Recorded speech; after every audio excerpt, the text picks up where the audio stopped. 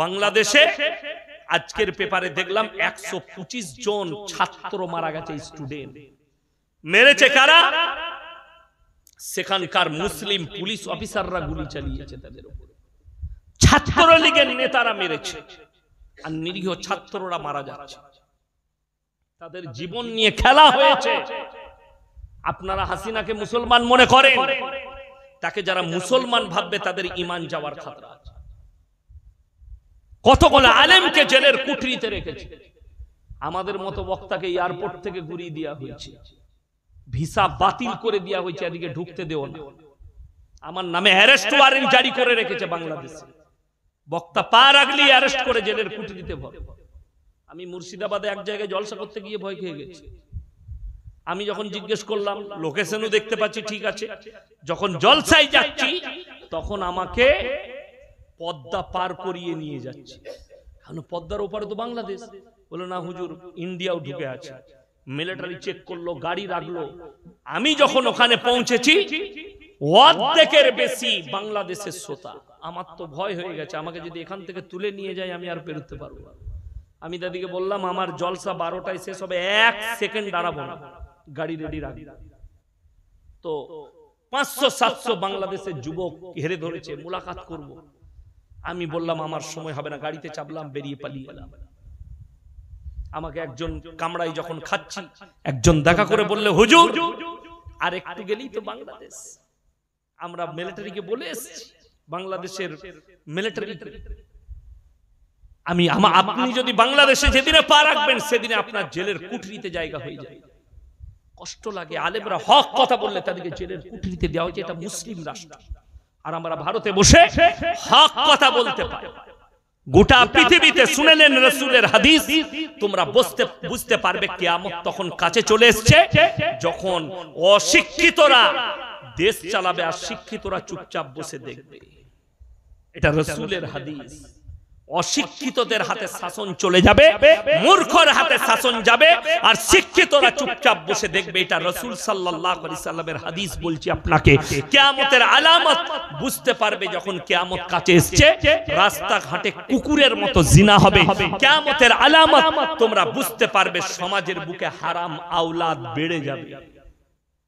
যদি বলেন হুজুর হারাম আওলাদ কি করে বাড়বে, আপনারা জানেন না, বেঈমান কাফেররা তো সেই অস্ত্রই ঢেলে দিয়েছে আপনার উপর। ভারতের সুপ্রিম কোর্ট রায় দিয়েছে সমকামিতা, ভারতের সুপ্রিম কোর্ট রায় দিয়েছে পরকিয়া যায় লিগ্যাল আছে ভারতে, ইসলামী শরীয়তে হারাম। পরকিয়া যদি ইসলামী রাষ্ট্র থাকে, কোন বিবাহিত মেয়ে আর বিবাহিত পুরুষ তারা যদি পরকিয়া করে আর ধরা পড়ে যায়, তাদেরকে অর্ধেকটা পুঁতে পাথর মেরে হত্যা করা, তা না হলে তাদের মুন্ডুচ্ছেদ করার হুকুম আছে শরীয়তে। কোন যদি অবিবাহিত ছেলে আর মেয়ে তারা যদি পরকীয়ায় ধরা পড়ে, তাদেরকে 100টা কুড়া মারার হুকুম আছে শরীয়তে, আর তাদের দ্বারা নামাজ পড়াতে হবে, ইস্তেগফারের আত্মদিকে ইস্তেগফার করাতে হবে। ইসলাম অত সহজ নয়। আজকে মুসলমানের কাছে বেঈমান কাফেরের আখলাক ঢুকে গেছে। তারা নাম দিয়েছে একটা, কিন্তু কাজ করাচ্ছে জিনা। আমরা বাম্মারা বুঝি না, ইংরেজি শব্দ বার করেছে, তারা নাম দিয়েছে প্রপোজ ডে, কাজ হচ্ছে জিনা করা। তারা নাম দিয়েছে আপনার ভ্যালেন্টাইন ডে, কাজ হচ্ছে জিনা করা। তারা নাম দিয়েছে রোজ ডে, কাজ হচ্ছে জিনা করা। তারা নাম দিয়েছে চকলেট ডে, কাজ হচ্ছে জিনা করা। তারা নাম দিয়েছে কিস ডে, কাজ হচ্ছে জিনা করা। এগুলো সব জিনার এক একটা পন্থা। কারা বার করেছে? ইহুদি আর নাসারাদের কালচার। এটা চলে এলো কোথায়? আমাদের কাছে, আমাদের যুবক যুবতীদের কাছে। এরা বলছে এরা পুরনো যুগের মৌলবি, এরা জানে না। এরা কি? এরা পুরনো যুগের। এখন তো মডেলিং এর যুগ। এই মৌলবিরা কি জানে মডেলিং? আল্লাহর কসম করে বলছি, রাসূলের হাদিসটা শোনো। যারা বলছো মডেলিং, আল্লাহর হাবিব বললেন আখরি জামানায় পুরনো যুগের বর্বরতার যুগের পাপগুলো মডেলিং বলে এসে তোমাদের সামনে হাজির হয়ে যাবে। সাহাবীরা কাঁদলেন, ইয়া রাসূলুল্লাহ, কেমন পাপ যেগুলো বর্বরতার যুগে আছে আর মডেলিং হয়ে চলে আসবে? সেই পাপ শুনেলেন কি? 1 নম্বর পাপ হচ্ছে জিনাটা আম হবে, এবং রাসূল বললেন যে পাপ আগে হয়ে গেছে, এখন একটা পাপ এসছে সমকামিতা, পুরুষে পুরুষে বিয়ে, নারী নারী বিয়ে। ওই বিবাহটা, ওই পাপটা কোন নবীর, একজন নবীর জামানায় ছিল। এই পাপের কারণে একটা নবীর জাতিকে আল্লাহ পুরো ধ্বংস করে দিয়েছিলেন। তিনার বিবিকে আল্লাহ জাহান্নামী ঘোষণা করে দিয়েছে। হযরতে লূত নবী, ম্যাপ খুললে দেখতে পাবেন, পৃথিবীর ম্যাপটা যাদের বাড়িতে আছে খুলবেন আর খুলে দেখবেন, সেখানে একটা সাগরকে বৈজ্ঞানিকরা নাম দিয়েছে মরা সাগর, যেটার উপরে হযরতে লূত নবীর কওমকে আল্লাহ জিবরিল আমিনকে বললেন, ভরো তোমার ডানাটা রুটির মতো পাল্টাও। তাদেরকে রুটির মতো পাল্টানো হলো। সেই জায়গাটাকে আল্লাহ এতটা অভিশপ্ত করলেন, সেখানে একটা পোকা মাকড় কীট পতঙ্গ পর্যন্ত জন্মায় না। আজকে আমাদের সমাজের যুবক যুবতীরা পাপ করে কেন? এরা মনে করে আমরা পাপেতে লিপ্ত আছি, আমরা পাপ করব, আমরা পাপ করব। আমাদের বাপ দাদুরা নামাজ পড়ে, আমার মা তাহাজ্জুদ গুজার, আমার বাপ হাজী সাহেব, আমার বাপ আলেম, আমার বাপ অমুক হুজুরের কাছে যায়। আমি মরে যাওয়ার পরও আমার জান্নাত রেডি হয়ে যায়। এটারই দলিল দুবার পর। আমাদের দেশে তো 3 বোতল মদ খেয়ে মারা গেছে। কোথায়? বললে মুন্সিরহাটে অ্যাক্সিডেন্ট করে মারা গেছে। বলে চিন্তা নাই, ইয়াসিন হুজুরকে দাওয়াত দিয়ে আমাকে দাওয়াত দিলেন, দিয়ে মিলাদ পড়াচ্ছি। এরপর দোয়া চলছে, আল্লাহ তুমি তাকে শহীদের মর্তবা দাও, আল্লাহ তুমি জান্নাতুল ফিরদৌস দান করো, আল্লাহ তার সব গুনাহকে maaf করে দাও। মিলাদ হয়ে গেল, খেতে বসেছি। বাপ কি করে মরলো? বলে হুজুর ছেলে প্রচুর বদমাশ ছিল, 3 বোতল মদ খেয়ে অ্যাক্সিডেন্ট করেছে। আমি তোবা তোবা, কাকে জান্নাতে দিলাম বে আমি? আপনার বড় কষ্ট লাগে, আপনার মনে মনে হবে হুজুর মদ খেয়ে মারা গেছে, গাঁজার ভাটিতে জীবন কাটিয়ে মরেছে, মদের ভাটিতে জীবন কাটিয়ে মরেছে, তার লেগে দোয়া করলে কি জান্নাত পাওয়া যাবে না? আমি বলবো না, কোরআন বলবে। আমি বললে বলবেন আপনার নিজের কালাম এটা। আমি আল্লাহর কালাম শোনাবো, আমার বাপের ডায়েরি নয়। আপনার চোখ দিয়ে দরদর করে পানি পড়বে। আল্লাহর হাবিব সাল্লাল্লাহু আলাইহি সাল্লামকে বুখারী শরীফের riwayate আছে, নবী করিম সাল্লাল্লাহু আলাইহি ওয়াসাল্লাম তিনার কাছে খবর এলো, ইয়া রাসূলুল্লাহ আপনার চাচা যান অসুস্থ অবস্থায় আছে, যে কোনো সময় মারা যেতে পারে, যাকামদানি চলছে। রাসূল ছুটে এলেন, হাতটা টিপে ধরে বললেন, হে আমার চাচা, একবার খালি কলমাটা পড়ে নাও, আমি আল্লাহর কাছে তোমার জন্য কেঁদে কেঁদে ক্ষমা চাই। আল্লাহ নবী চাচার উত্তর চলে এলো। উত্তরটা কি? হে আমার ভাইপো, আমি যদি বার্ধক্যে কলমা পড়ি, লোকে বলবে মৃত্যু ভয়ে কলমা পড়েছে, তাই আমি কলমা পড়তে পারবো না। আমার আল্লাহ রাব্বুল আলামিন সঙ্গে সঙ্গে আয়াত পাঠালেন। ঠান্ডা পানি নিয়ে আসুন তো। সঙ্গে সঙ্গে আল্লাহ আয়াত পাঠালেন, ইন্নাকা লা তাহদি মান আহবাবতা ওয়ালাকিন্নাল্লাহা ইয়াহদি মান ইয়াশা। হে আমার বিশ্বনবী, পৃথিবীর মানুষকে বলো, পৃথিবীর মানুষকে বলে দাও, হিদায়েতের দপ্তরটা আমার আল্লাহর হাতে। আমার ইচ্ছা নেই তোমার চাচা কলমা পড়তে পারবে না। আল্লাহর নবী চাচা যান দুনিয়া ছাড়লেন, আল্লাহর রাসূলের চোখ দিয়ে পানি পড়ছে। আল্লাহর নবী আর পরে হাত তুলে বসলেন, ওগো আল্লাহ, তুমি আমাকে যতদিন না নিষেধ করছো, আমি আমার চাচার জন্য কেঁদে কেঁদে ক্ষমা চাইবো। আল্লাহর নবী ক্ষমা চাইছেন। আল্লাহ আবার জিবরিল আমিনকে পাঠালেন, মা কানা লিন والذين آمنوا أن يستغفروا للمشركين ولو كانوا لي قربا। হে আমার নবী এবং মুমিনরা শোনো, আল্লাহ এখানে দুজনকে আদেশ দিলেন, এক হচ্ছে নবী এবং মুমিন। মা কানা লিন-নবী ওয়াল্লাযীনা আমানু, নবী এবং মুমিনরা শোনো, যারা বেঈমান কাফের হয়ে বদ্দিন হয়ে মারা গেছে, তাদের জন্য দোয়া করতে পাবে না, যদিও তারা তোমাদের নিকটতম আত্মীয় হয়। রাসূলের হাত নেমে গেল। আল্লাহ যদি নবীকে নিষেধ করে, আমি কোন ক্ষেতের মূলি? কথাটা বুঝতে পারেন? আপনি বলছেন গাঁজার ভাটিতে জীবন কাটাইছে, হুজুর আমার ছেলেকে আপনাকে যখন দেশি মুরগি খাইয়েছি জান্নাতে ঢুকতে হবে, তো হুজুরও মার খাবে, তুই তো খাবিই খাবি। বড় কষ্ট ওটাই। চলুন, আপনি কি মনে করছেন? যতজন পৃথিবীতে আল্লাহকে চ্যালেঞ্জ করেছে, আল্লাহর কসম, আল্লাহ তাদের নিচুড়ে রস বার করে দিয়েছে। যতজন চ্যালেঞ্জ করেছে, আপনি কাকে দেখছেন? আজকে কষ্টটা কোথায় জানেন? আসামের মুখ্যমন্ত্রী হিমন্ত বিশ্ব শর্মাজি 1 মাস আগে মিডিয়ার সামনে ভোটের আগে কি বলছিল জানেন?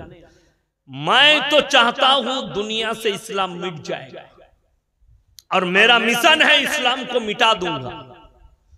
तुम तो बड़ी दूर की बात, पहले इतिहास को उठाकर देखो, कुरान को देखो। फिरौन आया था मूसा को मिटाने, खुद मिट गया। नमरूद आया था इब्राहिम को जलाने, खुद खत्म हो गया। और तू कह रहा है कि इस्लाम को मिटा दे। এদের মতো মূর্খ পৃথিবীতে কেউ আছে? আপনারা পড়েছেন, কোরআনে আছে, আব্রাহা বাদশা এমনি সেমনি বাহিনী নিয়ে আসেনি, হস্তি বাহিনী নিয়ে কাবাঘর ভাঙার উদ্দেশ্যে রওনা দিয়েছিল। কিসের বাহিনী? হস্তি বাহিনী। আলাম তারা কাইফা ফাআলা রাব্বুকা বিআসহাবিল ফিল, হাতির বাহিনী। আলাম ইয়াজআল কাইদাহুম ফি তাদলিল ওয়া আরসালা আলাইহিম তাইরান আবাবিল। হে আমার নবী, আপনি কি দেখেন যারা আব্রাহা বাদশা হস্তি বাহিনী নিয়ে যারা কাবা ঘর ভাঙতে এসেছিল, আমি তাদের উপরে মিসাইল নিক্ষেপ করিনি, ফেরেশতা পাঠাইনি। আমি খালি অর্ডার দিয়েছি আবাবিল পাখিকে, মুখে করে কাঁকড় তুলে আসমান থেকে নিক্ষেপ করো। কাবা ঘরে পৌঁছানোর আগে হস্তি বাহিনীকে আমি মাটির সঙ্গে মিশিয়েছি। জোরে বলুন সুবহানাল্লাহ। যে আল্লাহ পাখির দ্বারা হস্তি বাহিনীকে মিটিয়ে দিতে পারেন, তোমার মতো ছাড় পুকার আল্লাহর কাছে কি করবে? আমার ভাই, আজকে ওইটাই আমি বুঝাতে চাইছি, ইসলামকে মিটানোর ক্ষমতা কারণ নেই। উত্তরপ্রদেশ সরকার এই গত পরশু অর্ডার দিয়েছে, সেখানকার প্রশাসন, বিসমিল্লাহ, রাজনীতি উত্তাল চলছে। কে যারা মথুরায় জল ঢালতে যাবে, আমাদের দেশের হিন্দু ভাইরা দেখবেন তারকেশ্বরে অনেক হিন্দু ভাই শিবের মাথায় জল ঢালতে আসে না? ওই রকম ইউপিতে মথুরাই যায়। ওই রাস্তার উপরে যতগুলো দোকান পড়বে, তাতে হিন্দু হোক কিংবা মুসলিম হোক, তাদেরকে নাম প্লেট লাগাতে হবে। এটা আব্দুর রহমানের দোকান, এটা আব্দুল সত্তারের দোকান, এটা জব্বারের দোকান, এটা নরেনের দোকান, এটা হরেনের দোকান। নাম প্লেট লাগাতে হবে। এই মাল বিক্রি করছে। मैं ये कहना चाहता हूं, अरे अंधो भक्तों, पहले ये तो बताओ, तुम अपने गाड़ी में जो पेट्रोल डाल रहे हो वो किसका है? वो सारे के सारे मुसलमान का है। जो बोलो ना सुभान अल्लाह। पेट्रोल डालना बंद कर दो, तब तो हम समझेंगे। अरे भाई, फल के टेरे में नाम प्लेट लगा दो कि यहां पर ठेले में लगाओ, आम बिकने वाला अब्दुल रहमान है। कभी ये सोचा ये आम जिसके पेड़ में पकड़ा उसका नाम अब्दुल रहमान होगा? जो तोड़ कर लाया वो अब्दुल सत्तार हो सकता है। जो ड्राइवर गाड़ी लेके आया उसका नाम भी अब्दुल रहमान हो सकता है। बड़ी दुख की बात, ऐसा राजनीति मत करो। আমি সেদিনে শুনলাম একজনের বক্তব্য, আমাদের দেশের একজন নেতা বাংলার, তিনি বলছেন, हमारे देश के प्रधानमंत्री जी ने कहा था सबका साथ सबका विकास। अब हम नहीं कहेंगे, हम कहेंगे हमारे साथ हम उसके साथ। और तुम्हें मालूम नहीं, और हम तो इस पर ईमान रखते हैं, हमारे अल्लाह हमारे साथ और हमारे मोहब्बत हमारे रसूल के साथ। जोरे बोलो इंशाअल्लाह।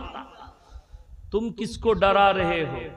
खिलाने वाला जात अल्लाह है, बचाने वाला जात अल्लाह है, देने वाला जात अल्लाह है। तुम तो कह रहे थे 24 के वोट के बाद मुसलमान को पाकिस्तान भगाया जाएगा। लोगों ने तुम्ही को भगा दिया। ওই জন্য মুসলমান ইমানের উপরে টিকুন। আল্লাহর কসম, ইতিহাস খুলে দেখুন, হাদিস খুলে, 313 জন সাহাবী একদিকে, আর একদিকে 1000-এর বেশি বেঈমান কাফের। তারা খালি আল্লাহর উপরে বিশ্বাস আর ইয়াকিন রেখেছে, আল্লাহ তাদেরকে জয় লাভ করিয়েছেন। জোরে বলুন সুবহানাল্লাহ। যারা মনে মনে ভাবছে মসজিদ ভেঙে দিয়ে, মাদ্রাসা ভেঙে দিয়ে মুসলমানের কাছ থেকে আল্লাহকে আর রাসূলকে মিটিয়ে দেব, তো এটা তোমাদের ভুল। ভারতের যতগুলো মসজিদ আছে সব যদি ভেঙে দাও, আল্লাহর কসম, আমাদের দিল থেকে আল্লাহর আর আল্লাহর রাসূলের মহব্বত তোমরা মিটাতে পারবে না। ঠিক কিনা? জোরে বলুন। আরে কারা? আপনি কাকে ভয় করবেন? সকলে বলুন আল্লাহকে ভয় করব। জোরে বলুন ইনশাআল্লাহ। এই জানটা কার হাতে আছে? আল্লাহর হাতে, তাহলে ভয় কাকে করবে? আল্লাহর কসম, এখানে আমরা মজমায় যারা আছি কালকে সকালে থাকবো কিনা আল্লাহ ছাড়া কেউ জানে না। জানে জানে যদি ওষুধে কেউ বেঁচে যেত, ডাক্তারের দ্বারা কেউ বাঁচত, পশ্চিম বাংলার জ্যোতিবাবু আগে বাঁচতেন। আমেরিকা থেকে ডাক্তার আনা হয়েছিল বাই প্লেন চিকিৎসার জন্য। আল্লাহ হায়াত দেয়নি, পৃথিবীর কোন ডাক্তার বাঁচাতে পারে না। আর কোরআনে আছে ওয়ান নাজিয়াতি গরক। আপনাদেরকে হাকিকত বলে যাচ্ছি, যারা বসে আছেন, এই যে পুকুর, পুকুরে বাচ্চারা মাছ ধরতে নামলে ডুব মারে না মারে না? আমরা ডুব মারি না মারি না? ডুব মেরে মাছ ধরি। কোরআনে আছে ওয়ান নাজিয়াতি গরক। আমি কসম খাচ্ছি ওই ফেরেশতার, আল্লাহ নিজে কসম খেলেন, আমি কসম খাচ্ছি ওই ফেরেশতার, আমি আল্লাহ যখন হুকুম দিই মালাকুল মউতকে দ্রুত গতিতে তোমাদের কাছে পৌঁছাই, তোমাদের শরীরে ডুব মারে আর তোমাদের আত্মাকে হরণ করে সর্বপ্রথম কোথায় আনে? কোরআন। অপর জায়গায় ওয়ালাউলা ইজা বালাগাতিল হুলকুম, হুলকুম মানে হচ্ছে এই হালাকটা, এইখানে টেনে নিয়ে আসে। আনতুম হিনা ইজিন তানজুরুন, তখন তোমরা মৃত্যুশয্যায় শুয়ে যাও, তোমার জাকামদানি চলে, আর তুমি খালি ভ্যাল ভ্যাল করে তাকিয়ে দেখবে তোমার আত্মীয় স্বজন প্রতিবেশীকে, কিন্তু তোমার আর কিছু করার থাকবে না। যদি মানুষ ওই অবস্থায় বলার ক্ষমতা রাখতো, তাহলে সর্বপ্রথম যে শব্দটা বলতো সেটা বলতো, আমার যা হচ্ছে আমি জানি, তোমরা সবাই কালমা বালা হয়ে যাও, ঈমান বালা হয়ে যায়, এই শব্দটাই বলতো। আমার ভাই, ওয়ান্নাশিতাতি নাশত, আল্লাহ আবার কসম খেলেন, ওই ফেরেশতার কসম, তোমাদিকে যখন কবরে শোয়ানো হয়, আমার হুকুমে দ্রুত গতিতে তারা কবরে পৌঁছায়, আর তোমাদের বাঁধনগুলো খুলে দিয়ে তোমাদিকে সওয়াল আর জবাব করে। কোরআন হচ্ছে সত্য কিতাব। কি কথা বললাম? সত্য কিতাব। এটার উপরে আমাদের সবারই বিশ্বাস থাকবে, জোরে বলুন ইনশাআল্লাহ। এই বিশ্বাস যখন রাখছেন, জেনে রেখে দিবেন, এই মৃত্যু দেনে वाला আল্লাহ, হায়াত দেনে वाला আল্লাহ, রুজি দেনে वाला আল্লাহ। যদি এটা আরো জানতে চান, আপনাদেরকে বলে দিই, আমাদের সমাজে, মুসলিম সমাজে সব থেকে কম বেতন ইমামের। ঠিক বললাম না ভুল বললাম? আপনি বলতে পারবেন এই হাওড়া জেলার কোন ইমাম তার বউকে রাস্তায় বার করে দিয়েছে, বরকত হচ্ছে না, 5000 বেতন দিচ্ছে, যা বন্ধন লোন নিবি, গ্রুপ লোন নিবি? ঠিক করে বলবেন।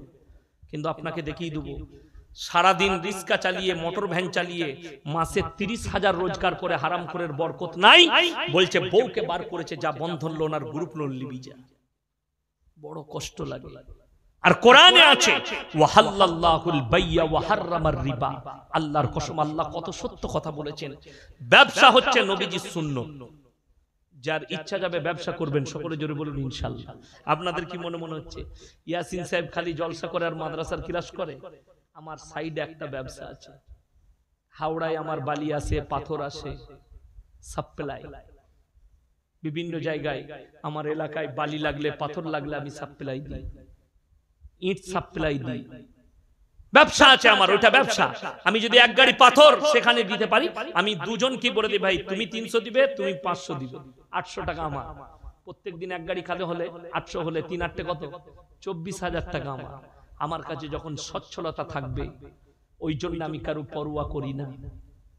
যদি আজকে মনে হয় আমি আজকেই জলসা ছেড়ে দিতে পারি, আল্লাহ সচ্ছলতার সঙ্গে চালাবে, কোনো কথা নেই। ওই জন্য ব্যবসা হচ্ছে রাসূলের সুন্নাত।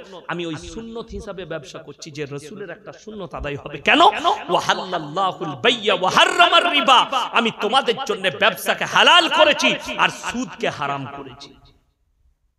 আর এইটা হচ্ছে বেঈমান কাফেরদের একটা বহুত বড় ষড়যন্ত্র, যে মুসলমানদের মেয়েদিকে রাস্তায় বার করে দাও, এদের হাতে সুদের পয়সা তুলে দাও।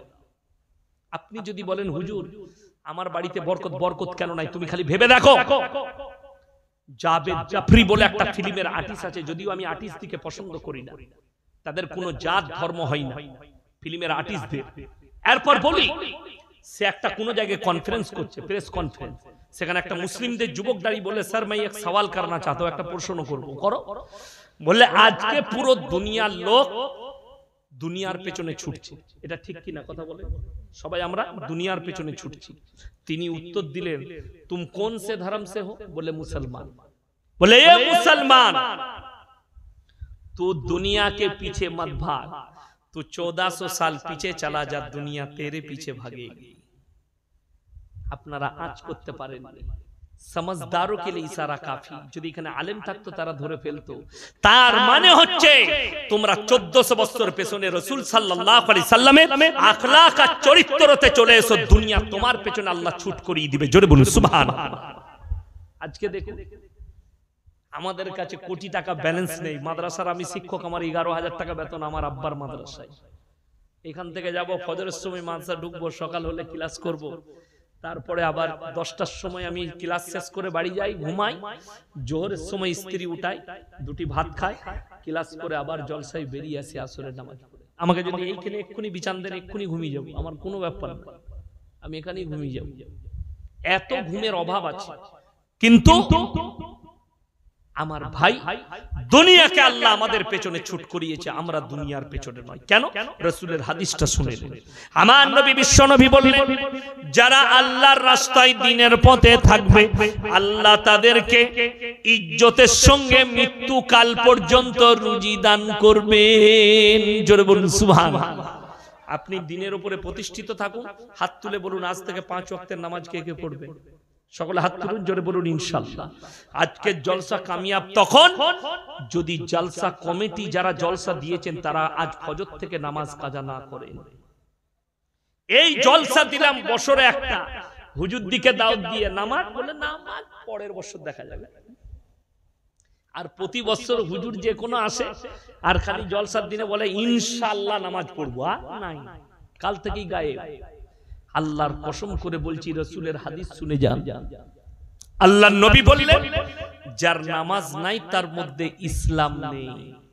এটা রাসূলের হাদিস। আল্লাহর নবী বললেন, কাফের আর মুসলমানের মধ্যে বড় পার্থক্য হচ্ছে নামাজের পার্থক্য।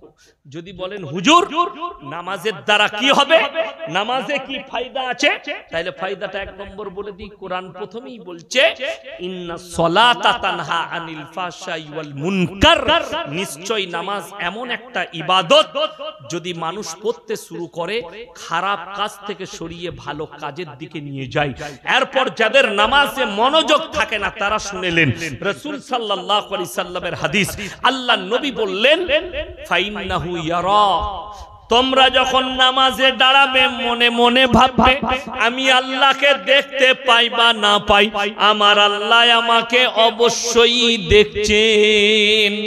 এটা তোমরা মনে মনে ভাবো। আল্লাহকে পেতে চান, আল্লাহকে পাবার রাস্তাও আল্লাহ বলে দিয়েছেন। জোরে বলুন সুবহানাল্লাহ। আল্লাহকে পাবার রাস্তা আল্লাহ বলেছেন, আল্লাহর সঙ্গে সম্পর্কের রাস্তা আল্লাহ বলেছেন, খালি আমরা নিতে পারি না। আমাদের দেশের লোককে যদি হুজুররা বায়ান করে যায়, বাবাজিরা তোমরা কাল থেকে তাহাজ্জুদের নামাজ পড়বে, এ হুজুর বলে চলে গেল, এই রাত 11টায় বউকে বলছে পানির বোতলটাতে খুঁজে চল তাহাজ্জুদ পড়বো, ফাটিয়ে দেবো আজকে। হুজুরও মার খাবে, তুমিও মার খাবে, আমারও মার হবে, তোমারও মার হবে। কেন? আপনাকে ক্লিয়ার করতে হবে, আপনি যে তাহাজ্জুদের নামাজ পড়বেন সেই সিস্টেমেটিক্যালটাও আল্লাহ দিয়েছে। আমার আল্লাহ কখনো কারো হক মারেননি। জোরে বলুন সুবহানাল্লাহ।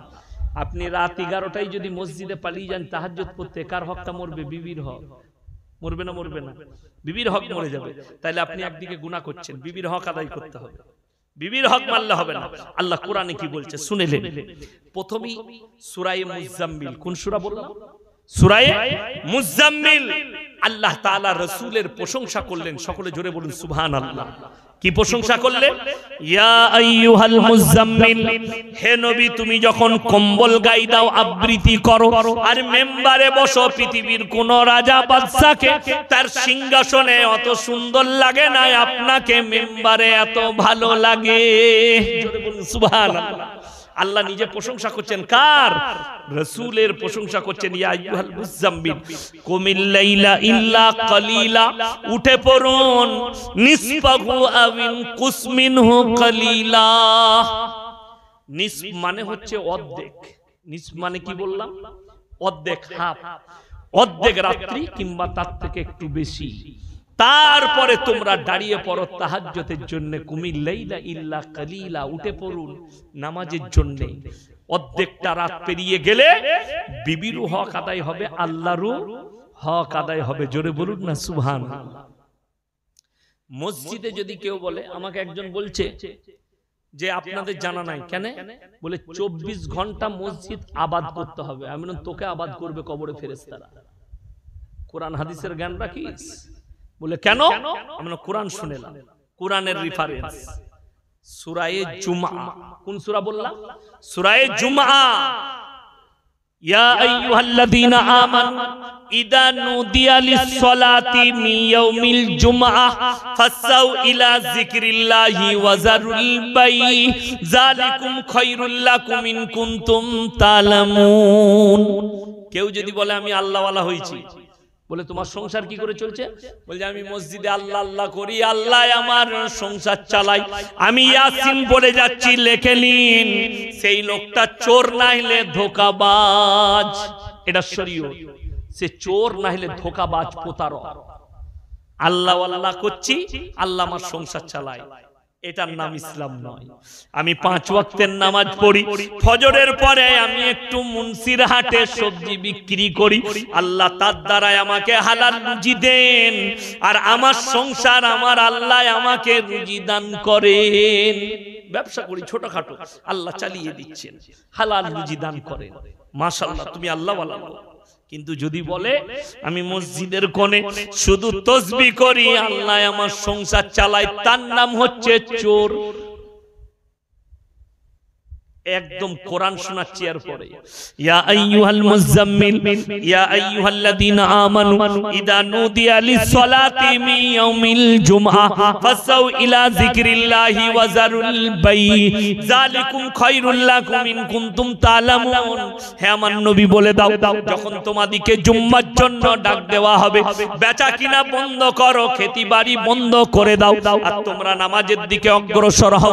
আবার যখন নামাজ পড়া হবে, পরের আয়াতে আল্লাহ হুকুম দিলেন, ফাইদা কুদিয়াতিস সালাতু ফান্তাশিরু ফিল আরদি ওয়াবতাগু মিন ফাদলিল্লাহ ওয়াজকুরুল্লাহা কাসীরান লাআল্লাকুম তুফলিহুন। হে আমার বিশ্বনবী, পৃথিবীর মানুষকে বলে দাও, যখন নামাজ হয়ে যাবে, আবার তোমরা পৃথিবীতে হালাল রুজির সন্ধানে ছড়িয়ে পড়ো। জোরে বলুন সুবহানাল্লাহ। আপনাকে সারা 24 ঘন্টা সারা দিন মসজিদে লয়, আবার আসরের আজান হবে, আবার ঢুকে পড়ো, নামাজ হয়ে গেল, আবার তোমরা দুনিয়াতে হালাল রুজির সন্ধানে বেরিয়ে পড়ো, ব্যবসা বাণিজ্য করো। ব্যবসাকে আল্লাহর নবী সুন্নত করেছেন, আল্লাহ হুকুম দিয়েছেন, ব্যবসা যারা করবে তার মধ্যে বরকত আছে। জোরে বলুন সুবহানাল্লাহ। আজকেই আমাকে একজন ফোন করেছে, হুজুর জমি বন্ধক নেওয়া কেমন? আমি বললাম আমি বুঝলাম না, জীবনে লিই। আমাদের দেশে মানুষ জমি বন্ধক লাই না, লাই না, জমি বন্ধক লাই। কেমন সিস্টেম? বললে 1 লাখ টাকা দিলাম, জমিটা আমার কাছে থাকবে, যতদিন না টাকা দিবে আমি চাষ করে খাবো। সুদের বাবা এটা। কথাটা বুঝতে পেরেছেন? বুঝাতে পারলাম? হারাম। যদি বলেন কি সিস্টেম, 1 লাখ টাকা আপনি নিয়েছেন, আপনার জমিটা তার কাছে থাকবে, জমির যে ফসল হবে সেটার যেটা ভাগ বাটোরা হয় সেই ভাগ আপনাকে দিয়ে যাবে। কথাটা বুঝতে পেরেছেন? যেখানে যেরকম সিস্টেম আছে, আমাদের দেশে কেউ যদি একটা জমি ভাগে নেয়, 6 বস্তা ধান লাগবে, 6 বস্তা, কোথাও আছে 2 বস্তা, কোথাও আছে 1 বস্তা। যেখানে যেরকম সিস্টেম আছে সেই সিস্টেমেটিক্যালি তাকে টাকা দিতে হবে। তোমার কাছেই জমিটা থাকবে, কিন্তু তাকে চাষ করার পরে তার সেই চাষের ভাগ তাকে দিতে হবে একটা সিস্টেমে, তবে জায়েজ আছে। যদি বলো সম্পূর্ণ ফসলটা খাবো, এটার নাম সুদ। এই কথা ফতোয়া যদি কেউ কেটে দেয়, আমি মৌলভী শওকতের বেটা বাইক ক্যামেরা ক্ষমা চাইব। কেন? আমার ভাই, ইসলাম এত সুন্দর, কেউ কি কষ্ট দিয়া শিখাই নাই। আল্লাহ নবী সাল্লাল্লাহু আলাইহি সাল্লাম আল্লাহ স্পষ্ট করলেন সুদ তোমাদের জন্য হারাম। শুনেলেন একটা ঘটনা, ইমাম আবু হানিফা রাহিমাহুল্লাহ, তিনার কাছে একজন টাকা ধার নিয়েছে, তো তিনি রাস্তা দিয়ে চলে যাচ্ছেন। যদি আমার এই পাড়ায় বাড়ি হয়, রাস্তা দিয়ে চলবো না, আমি চলে যাচ্ছেন। খুব ভালো করে এটা গৌর করবেন, যারা সুদের উপরে লিপ্ত আছেন তারা ভালো করে গৌর করবেন। তো উনি চলে যাচ্ছেন, একটু রৌদ্র করেছে, রৌদ্র হয় না, প্রচুর রোদ। তো উনি দেখলেন এই বাড়িটাই ছায়া আছে। একজন বললে, ও ইমাম, এত রৌদ্রে যাচ্ছেন, এখানে একটু রেস্ট নেন ছায়াতে, এর বাড়িটাই ছায়া আছে। তখন উনি চিন্তা করলেন এই লোকটা তো আমার কাছে টাকা ধার নিয়েছে। তিনি চলে গেলেন। লোকটা বললেন, হুজুর আপনাকে বললাম এখানে একটু রেস্ট নিতে, নিলেন না? বলে ওই ব্যক্তি আমার কাছে টাকা ধার নিয়েছে, যদি আমার মনের মধ্যে এটা চলে আসতো যে আমি টাকা ধার দিয়েছি, ও আমাকে কিছু বলতে পারবে না, ওটাও এক ধরনের সুদ হয়ে যেত, তাই আমি ওখানে দাঁড়ালাম না। জোরে বলুন সুবহানাল্লাহ। যদি তাদের তাকওয়া এটা হয়, তাহলে যারা সুদ খাচ্ছে, রাসূলের হাদিস শুনেলেন, কেউ যদি 1 টাকা সুদ খায়, ক টাকা বললাম? 1 টাকা সুদ খায়, নিজের মায়ের সঙ্গে 36 বার জিনা করার সমান পাপ হবে। ইসলামে মদ হারাম না হালাল? হারাম। মুসলমান মদ পান করছে না করে? মুসলমান মদ পান করছে, মদ বিক্রি করছে। যারা মদ বিক্রি করে সম্পূর্ণ ব্যবসা হারাম। মুসলমান গাঁজা বিক্রি করে, হারাম ব্যবসা। গাঁজা খায়, হারাম। তাড়ি হারাম। যত রকমের নেশাগ্রস্ত, হিরোইন, আফিম, এগুলো সব হারাম। যেমন আমাদের দেশে মৌলবীদের 2টো হিস্সা আছে, আলেমদের 2 ভাগ। বিড়ি, সিগারেট, গুটকা 1 তবকার আলেমরা বলছে হারাম, 1 তবকার আলেমরা বলেছেন মাকরুহ। আপনারা বলুন, আপনারা আমাদের কাছে ফতোয়া চাইছেন, এই যেটা বুঝালাম আমি, যে এটাই লেখা আছে বিষ মিশানো আছে, এটা আমার খাওয়া যাবে না। সিগারেটের প্যাকেটে আর বিড়ির প্যাকেটে, গুটকার প্যাকেটে লেখা আছে না নাই ক্যান্সারের কারণ, হানিকারক লেখা আছে। আচ্ছা, কাঁচা পেঁয়াজ খেয়ে মসজিদে যাওয়া যাবে? যারা মাসলা জানেন বলুন। কাঁচা পেঁয়াজ খেয়ে, হাদিসে আছে কাঁচা পেঁয়াজ খেয়ে তোমরা মসজিদে এসো না। কে নিষেধ করলেন? রাসূল সাল্লাল্লাহু আলাইহি সাল্লাম নিষেধ করলেন। কেন? তোমার পাশের লোক কষ্ট পাবে। আল্লাহর রাসূলের হাদিস, এরপর হাদিসটা শুনেলেন। নবীজি বললেন, তোমরা ততদিন পর্যন্ত মুমিন হতে পারবে না যতক্ষণ পর্যন্ত তোমার কাছ থেকে তোমার প্রতিবেশী সুরক্ষিত নয়। পাশের লোক যে থাকবে তাকে সুরক্ষা পেতে হবে। আপনি নামাজে দাঁড়াবেন, আপনার মুখের পেঁয়াজের গন্ধ এসে কষ্ট পাবে না? পাবে না। ওই জন্য রাসূল নিষেধ করলেন। আচ্ছা, বিড়ি, সিগারেট, গুটকার গন্ধটা আঁতরের মতো সেন করে তো দেখি, বললি রাগ হবে? আমাদের দেশের কিছু মুসল্লি আছে, ফজরের পরে বিড়ি না খেলে তাদের হাগা হয় না। ঠিক বললাম না ভুল বললাম? এরপর বলুন, হুজুরকে জিজ্ঞেস করছেন, হুজুর বিড়ি খাওয়া কি? হুজুর ফতোয়া দিলেন মাকরুহ। যদি মকরুহ হলে খাওয়া যায়, তাহলে আমি এখন বলি যে আমার বেড মুডটা চাচ্ছে না, একটা ক্লাসিক সিগারেট নিয়ে আপনারা বায়ান শুনবেন না? বলবেন এর বায়ান শোনা যাবে না। ইমাম সাহেব যদি সিগারেট খায়, তার পেছনে নামাজ পড়বে না? তাড়াবে বাবা, তাড়িয়ে দেবে। ইমাম খেলে হারাম, আর তুই খেলে মকরুহ। কবরে কি মার খাবি তুই চিন্তা কর। বড় কষ্ট লাগে। ইমাম খেলে হারামখোর হয়ে যায়, আর তুমি খেলে হালালখোর হও। বিড়ি, সিগারেট, গুটকা সব থেকে বেশি যে কষ্ট পাই তোমার বিবি। তুমি সিগারেটের দ্বারা, গুটকার দ্বারা, বিড়ির দ্বারা জীবনের ক্ষতি করছো। আল্লাহর কাছে কি হিসেব দিবে এই জীবনটা তুমি চিন্তা ভাবনা করো। যারা খান, আজ থেকে ইস্তেগফার করব, সকলে জোরে বলুন ইনশাআল্লাহ। এই ধরনের ব্যবসা করাটাও শরীয়তে জায়েজ না, যেটার দ্বারা মানুষের বিপদ ঘটবে।